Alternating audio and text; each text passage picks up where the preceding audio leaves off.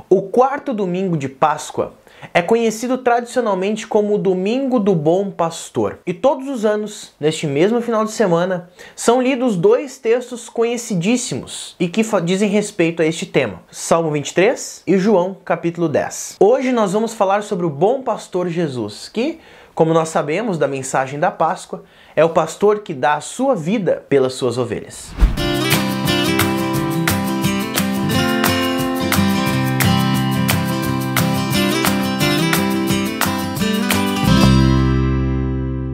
Olá, eu sou o pastor Lucas Prano, seja bem-vindo ao canal Instante com a Palavra e hoje nós vamos falar sobre Jesus, o Bom Pastor. E hoje nós temos por base o texto do Evangelho de João, capítulo 10, versículo 11 a 18. E à medida que o texto vai se desenrolando, eu coloco os versículos aqui na tela para você ter uma ideia mais ampla do texto. Mas o ideal seria que você abrisse a sua Bíblia, seja uma Bíblia física ou seja no seu aplicativo. Se você não tem o aplicativo de Bíblia, eu coloco sempre um link aqui embaixo de um aplicativo bem legal que você pode acompanhar o texto bíblico no seu celular, tá bom? Então não perca essa oportunidade. O nosso texto de hoje, apesar de ser um texto muito conhecido e muito evangélico também, ele está inserido em um contexto bem hostil, bem problemático entre Jesus e os fariseus. É certo que os fariseus nunca concordaram muito bem com as coisas que Jesus fazia e as coisas que Jesus falava. Só que Jesus nunca deixou de falar aquilo que ele precisava falar e ele nunca deixou de fazer aquilo que ele realmente precisava fazer para que a sua obra pudesse ser completa. E em pelo menos dois momentos o Evangelho de João nos apresenta oportunidades em que os fariseus pegaram em pedras para atacarem Jesus. Eles insistiam que as palavras de Jesus eram mentirosas e eram contrárias àquilo que eles acreditavam. Se nós voltarmos 2 capítulos para trás no Evangelho de João, formos lá para o capítulo 8, quando Jesus aponta para o fato de ele ser o Messias, dizendo que antes que Abraão existisse, eu sou. O termo eu sou carrega uma força muito grande no texto bíblico, especialmente no Antigo Testamento. O termo já foi utilizado lá no Antigo Testamento. E os fariseus que estavam ouvindo Jesus ali naquele momento sabiam muito bem da força dessas palavras, porque eles conheciam muito bem o Antigo Testamento. Um pouquinho mais pra frente, no final do capítulo 10, Jesus vai dizer: eu e o Pai somos um. E nessas duas oportunidades, os fariseus pegaram em pedras para jogar em Jesus. Ou seja, eles perceberam a força e o teor dessas palavras de Jesus, e pelo fato de eles não acreditarem e acharem que Jesus estava blasfemando, estava mentindo, eles pegaram em pedras para jogar no Messias. E é exatamente por isso que o próprio Jesus chama aqueles fariseus de cegos. Se nós olharmos lá no Evangelho de João, no capítulo 9, versículo 41, logo depois daquele episódio onde Jesus cura um cego de nascença. Jesus os chama de cego porque os fariseus estavam esperando o Messias prometido do Antigo Testamento, mas não viam em Jesus este Messias. Só que o Messias prometido estava ali na frente deles, era o próprio Cristo que conversava e falava e andava com eles em todos os lugares. Os fariseus pregavam uma mensagem que estava em total desacordo com aquilo que o próprio Deus tinha por interesse junto ao seu povo. E é exatamente por isso que o próprio Jesus chama esses fariseus, durante o capítulo 10, de mercenários. Durante o capítulo 10, especialmente nos versículos 11 ao 18, que é o que nós vamos discorrer neste momento, Jesus coloca lado a lado o bom pastor e os mercenários. O bom pastor é Jesus, porque o próprio Jesus deixa isso muito claro no primeiro versículo da nossa leitura de hoje. No versículo 11, ele diz: eu sou o bom pastor. Por outro lado, Jesus também apresenta nesse texto os mercenários. Os mercenários são aqueles que não possuem nenhum tipo de empatia, não possuem nenhum tipo de carinho com as ovelhas. Na primeira oportunidade que eles têm, eles fogem de medo do lobo, ou enfim,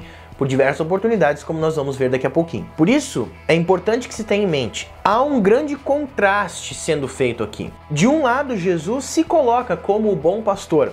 Do outro lado, Jesus coloca os ladrões e os mercenários. Como nós vemos no versículo 11, Jesus diz que ele próprio é o bom pastor. E o bom, aqui no nosso texto, carrega uma conotação muito profunda. O bom é aquele que é bonito, aquele que é saudável. O bom é o oposto do ruim. O ruim é feio, é deformado. O bom, aqui no nosso texto, é aquele que é o melhor de todos. Aquele que é o plenamente bom. Jesus é o bom pastor. E o fato de Jesus ser o bom pastor, o plenamente bom, fica evidente com uma característica que Jesus aponta para ele próprio como bom pastor. Este bom pastor dá vida pelas suas ovelhas. O caráter excelente do bom pastor se dá pelo fato de ele se entregar voluntariamente para salvar as ovelhas. É o próprio pastor que se entrega, que se dá voluntariamente pelas suas ovelhas. Do outro lado, nós temos os mercenários. Mas o que seria, portanto, estes mercenários? O próprio texto explica que o mercenário não é o pastor. O mercenário é alguém contratado, mas como ele não possui nenhum tipo de empatia por aquelas ovelhas, na primeira oportunidade que tiver, na primeira dificuldade que ele tiver, ele deixará as suas ovelhas e sairá correndo porque ele está preocupado só com o seu dinheiro, a sua recompensa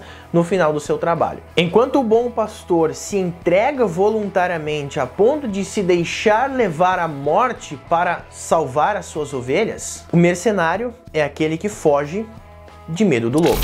Meus irmãos, nós temos que ter em mente o seguinte: Jesus está falando para o seu contexto, o contexto no qual ele estava inserido. Quem estava junto com ele naquele momento, lembra que eu falei que era um período meio hostil entre Jesus e os fariseus? Pois é, Jesus estava falando com os fariseus. E o que Jesus estava fazendo era dizer que a mensagem que os fariseus anunciavam para as pessoas era de certa forma uma mensagem mercenária. Mas por que será? Bom, nós vimos que o mercenário ele não se preocupa com as suas ovelhas. Da mesma forma, a mensagem que os fariseus ensinavam para as pessoas daquela época era uma mensagem que pouco se preocupava com o futuro das ovelhas, com o futuro das pessoas. Ela não possuía nenhum poder de salvação porque exigia que as pessoas cumprissem obrigações e regras para que assim pudessem obter méritos diante de Deus. Essa é uma típica mensagem que não se preocupa com a salvação do crente, mas simplesmente com o mero cumprimento de regras para que a pessoa possa ser reconhecida, talvez na sociedade, como uma pessoa boa, uma pessoa amável. Mas nós vamos ver, irmãos e irmãs, que a preocupação, o cuidado e o carinho do bom pastor para com as suas ovelhas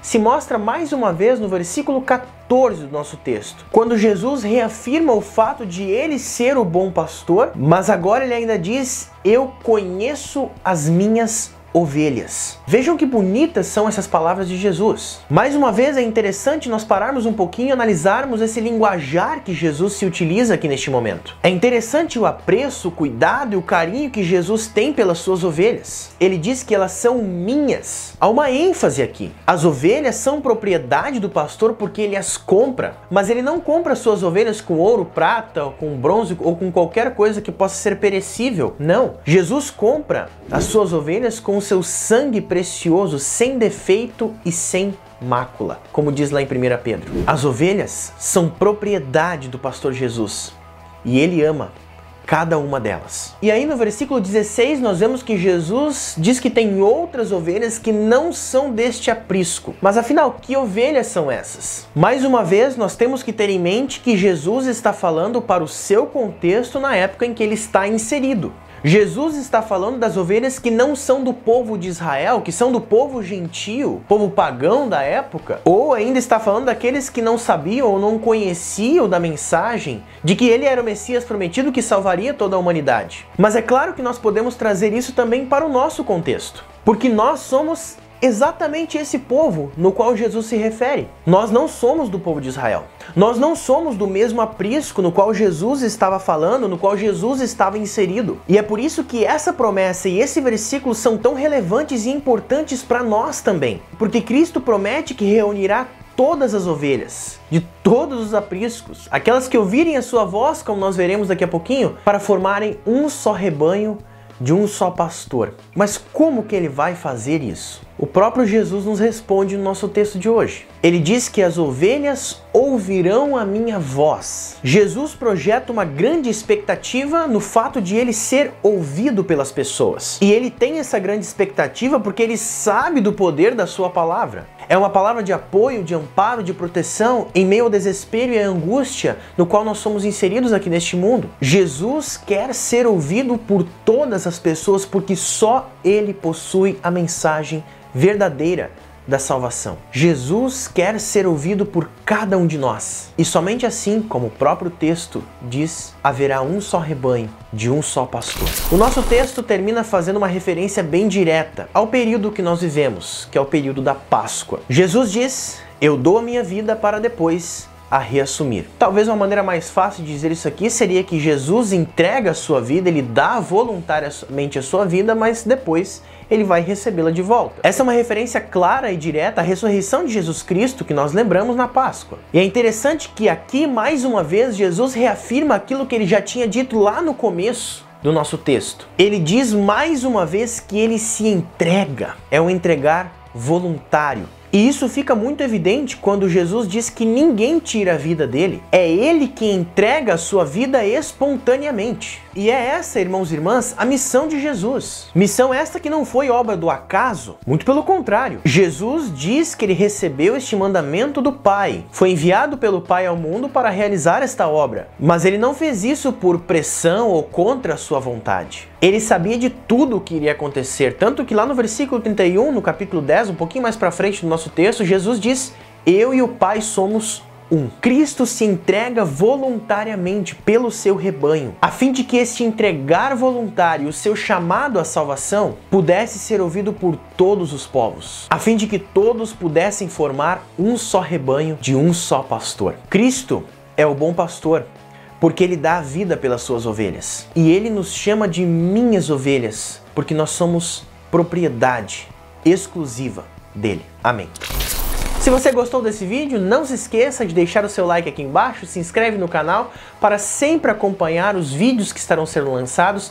Não se esqueça, compartilhe esse canal com as pessoas que você conhece, porque de repente muitas pessoas podem ter essa oportunidade de ir em casa, ainda mais nesse período de quarentena e de isolamento. Muitas dessas pessoas podem ter acesso à palavra de Deus também aqui pela internet. Então compartilhe esse vídeo, compartilhe o canal, para que mais e mais pessoas possam receber a mensagem da salvação eterna. A todos vocês, as mais ricas bênçãos de Deus e até a próxima. Tchau, tchau!